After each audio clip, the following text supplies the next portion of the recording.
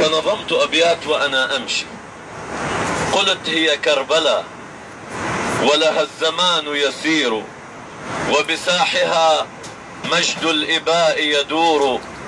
هي لوحة رسمت بأروع ريشة ودم يخالط جانبيه النور، تمضي السنون على السنين ولم تزل حيا، وظل الموت فيك يحير.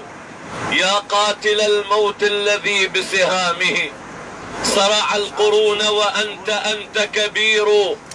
يا سيدي من قال إنك ميت، يا سيدي من قال إنك ميت، وعفت عليك من السنين دهور. كلا فميزان الحياة مغاير، في كربلائك والشهود قبور. رفعت منائر عزة وقباب نور فوقها، وشعارها التكبير. هزمت سيوف من دمائك إنها صور يلاحق مجدها التصوير. أين الأولى شادوا البهارج والدنا، ماتوا وظلت للخراب قصور. وبقيت وحدك يا حسين منارة في الخافقين وتقتفيك عصور.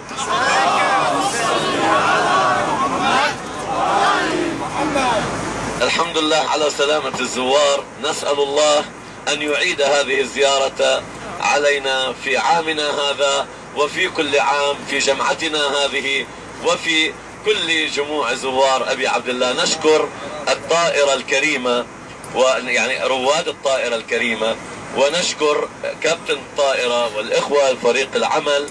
كما ندعو الله للعراق أن يجعله الله بلدا آمنا، وأن لا يسلط عليه من لا يرحمه، وأن يجعل العراق الدولة الرائدة التي تنشر عبق الحق إلى كل هذا العالم باسم علي بن أبي طالب. صلوا على محمد.